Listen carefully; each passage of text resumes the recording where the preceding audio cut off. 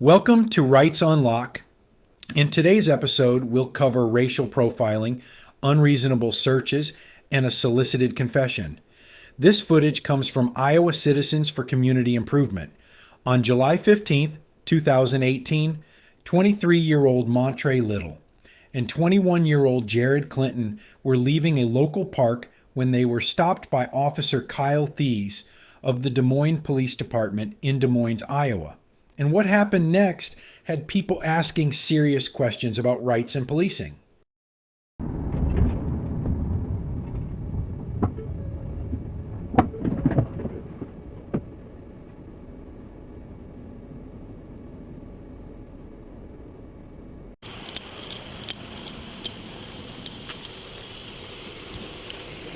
What's going on, guys?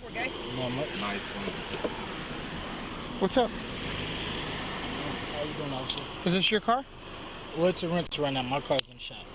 Okay. Did something break down? Yes, sir. Gotcha. You guys just came from over the park, right? Yeah, we just hanging out. That's it? Well, that's what we do. Is this your car? I just told you my car's in the shop, officer. This is a rental. Okay. How do you start it? What do you mean? I just put my foot on the brake and I put it in drive and I Okay. drive, officer. At first, these questions might sound simple, even harmless. Is this your car? Did you break down? How do you start it? But in reality, Officer Theis is being tactical. By asking how the car is started, he's testing whether the driver is truly familiar with the vehicle. If Montray Little had hesitated, stumbled, or given the wrong answer, it could have suggested two things. One, that the car might be stolen, or two, that he could be impaired. Either scenario would have given the officer more reason to escalate the stop. But notice how Montray handles it. Calm, direct, and confident. He doesn't fumble, and he doesn't act nervous. Still, these questions were only the beginning, and they quickly led to something more. The officer pushing for control of the situation by taking the keys. So it's your car, though? Did they give you a fob or something? My car, officer. Did they give you a key fob or something? Or Yes, sir. Officer. like, what does it do? Does it? You see, this that should let you know that it's in. Okay. Do you have any weapons on you or in the car? No, officer. Okay. Can I be honest with you? It smells like marijuana in the car, and I can see shake on the ground. And your buddy's given me the idea that maybe he's got a gun. The so-called smell of marijuana. It's a phrase we've heard time and time again, often used by police as a convenient shortcut to skip the driver's consent and jump straight into a vehicle search. But what's striking here is how fast Officer Theis jumps to conclusions. Within moments, before even asking Mr. Little for his ID, he claims to smell marijuana, spots shake on the floor, and even suggests the passenger, Mr. Clinton, might be armed. That's quite the list for barely 2 minutes into the stop. And then Officer Theis says the quiet part out loud, admitting his belief about the gun is based purely on instinct. No evidence, no facts, just a gut feeling. In law enforcement, that's not evidence. That's speculation. And using instinct instead of facts has led to countless wrongful stops across the U.S., from traffic pulls to full-blown searches. You know what I mean? Like, that's what I think.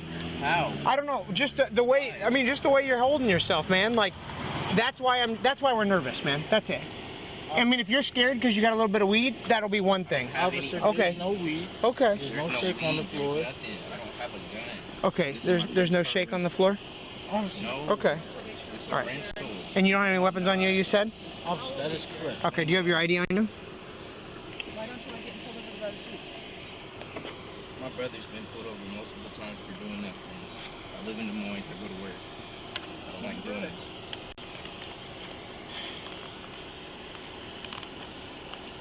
Okay. You don't got no weapons on you? Officer, no, sir. Go ahead and step out, Montray. Officer, I did. Yep. I just told you why. 3 times. You want me to recap again?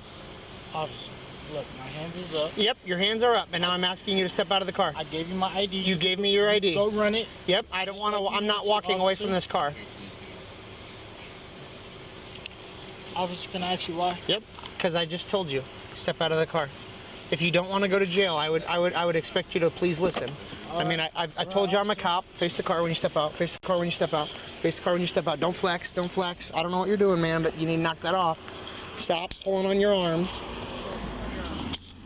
What's going on, dude?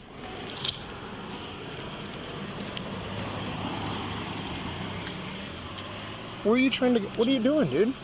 Officer, I'm not doing nothing to you. Okay. Well, you're making me think something funny's going on, man. Come on, man. You're not under arrest. You're just like pulling away like you're gonna do something silly, and I don't want that. What? Nothing. I'm not even gonna. Okay. Well, you're not under arrest, man. We're just trying to figure out what's going on. Okay, sure. Okay, so slide over here. I mean, your heart is thumping, dude. Like you're beaten. Officer, please don't. Don't what?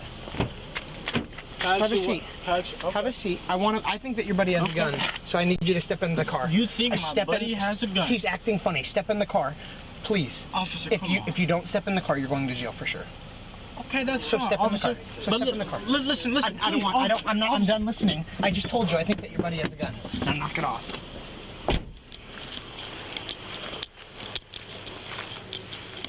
Nothing in your. Can you spread your feet just a little bit? Okay. All right, come back and stand with me, okay? You're not gonna run from the area.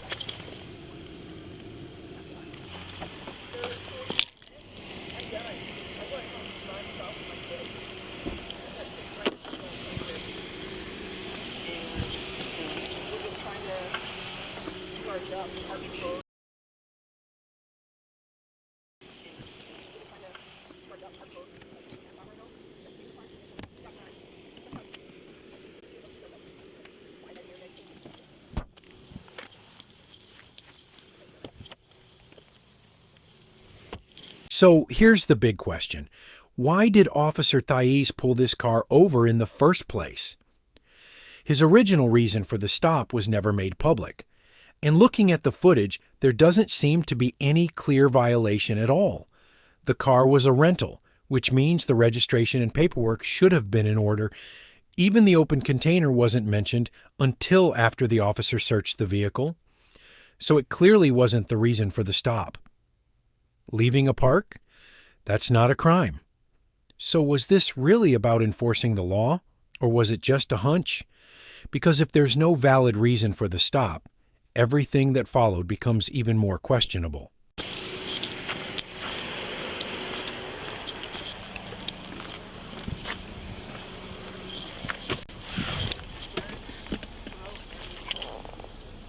How old are you, Montray? You supposed to be. March 25th, 1995. You supposed to be drinking in the park there? Officer, officer, that's just in there, okay? There was no gun, there was no weapon to harm you, officer. We didn't do anything wrong. We stopped at the stoplight. We pulled over when you pulled over. I did everything you asked me to, officer. You thought there was a weapon. There's no weapon. We wasn't doing anything wrong, officer. I'm not sure why you pulled me over. That's your rental. Everything is fine. There was no breaking taillight or nothing, officer. I did nothing wrong with you. Okay. Officer Theis pushes again, asking if he just made up the smell of marijuana. It's unclear whether he's fishing for validation or trying to corner Mr. Little into a confession. But Little stands his ground and doesn't give the officer what he wants. Legal experts will tell you, the worst thing you can do in a police encounter is admit to something you didn't do. In fact, his refusal to concede here may have kept him from facing charges. This tactic isn't new. Back in Frazier v. Cupp, 1969, the Supreme Court ruled that police can legally use deception during interrogations. That ruling gave officers wide latitude to act friendly, sympathetic, or even misleading if it helps draw out a confession, which is exactly why the Fifth Amendment exists, to protect citizens from being pressured into self-incrimination. Knowing your right to remain silent and actually using it can be the strongest defense anyone has in moments like this. He's got for the night. You might try calling a cell phone. Copy, thank you.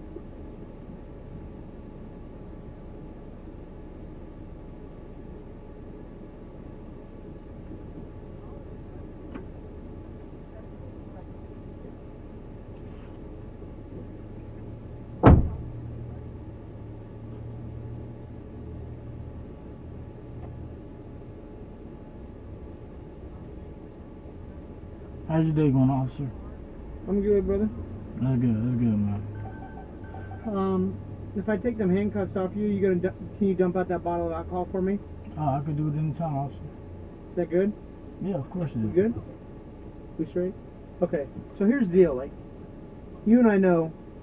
I mean, let's start over. Let's roll with each other. Did I make anything up when I said the car smelled like marijuana?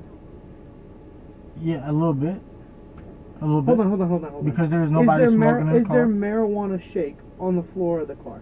Officer, that was cigarette ash, okay? You didn't find no marijuana. I'm not charging you with marijuana. But here's what. If you want me to be real with you, like, I want you to be real with me for a second. Like, did I make that up? You know what I mean? Did I make it up? I believe so, officer. Okay, so you want me to just write you the ticket for the stuff that I have to write you tickets for? If you think that I'm lying, like, then we'll go to court and we'll talk about it then. Okay. Or do you want to just be real with me and I'll be real with you? Wow, officer. Right? I would like to pull out my alcoholic reaction to officer. You didn't find anything. We wasn't doing anything, officer. Okay. So you're not going to admit that you maybe were around people smoking or something like that? Officer. Were you around anybody smoking? Cigarettes. That's it. Officer, there's no weed shake on the floor, officer.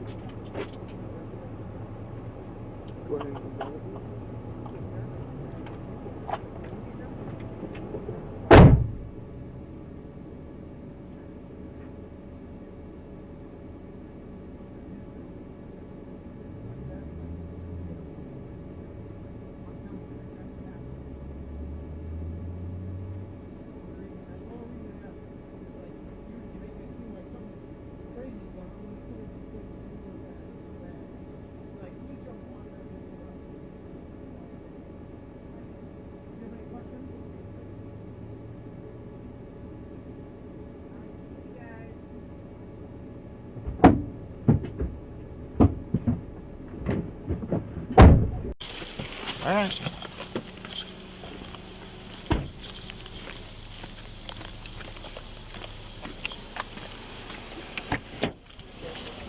Step out. Raise the car.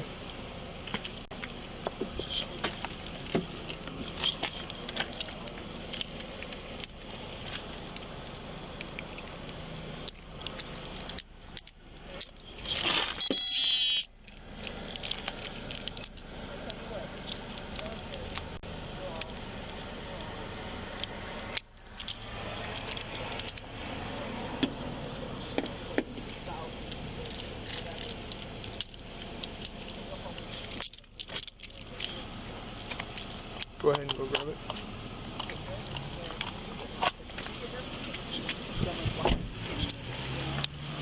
So just try not to be nervous, and then it won't make us nervous.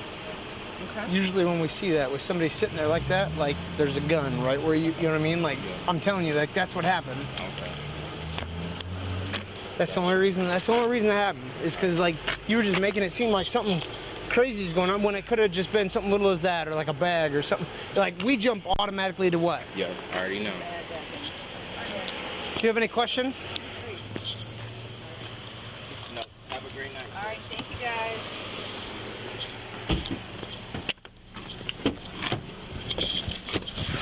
I feel like I was missing something. After Officer Theis failed to get a confession, he let Mr. Little and Mr. Clinton pour out the alcohol and leave. No arrest, no citation, just a stop that should have never happened in the first place. But this story didn't end there. A few months later, both men teamed up with the Iowa Citizens for Community Improvement and filed a lawsuit against Officer Theis, accusing him of violating their constitutional rights by stopping them without reasonable suspicion and searching their car without a warrant. In June 2019, the city of Des Moines agreed to a $75,000 settlement, with $25,000 each going to Mr. Little and Mr. Clinton and the rest to cover legal fees. Following the incident, Officer Theis was removed from patrol duty, though not terminated. The department later stated that the internal review findings were confidential under personnel privacy laws. What's more concerning is that this wasn't an isolated case. Earlier that same year, Officer Theis was involved in another civil rights complaint, again involving allegations of racial profiling. He 2017 data also shows how Theis has a history of targeting young black males. For example, in 2017, Theis charged 26 black people and 5 white people with interference with official acts. Additionally, 49% of the people Officer Theis booked in 2017 were black. That's a serious racial imbalance that can't be ignored. In this encounter, Officer Theis clearly falls short of professional standards, showing poor judgment and bias instead of objective policing.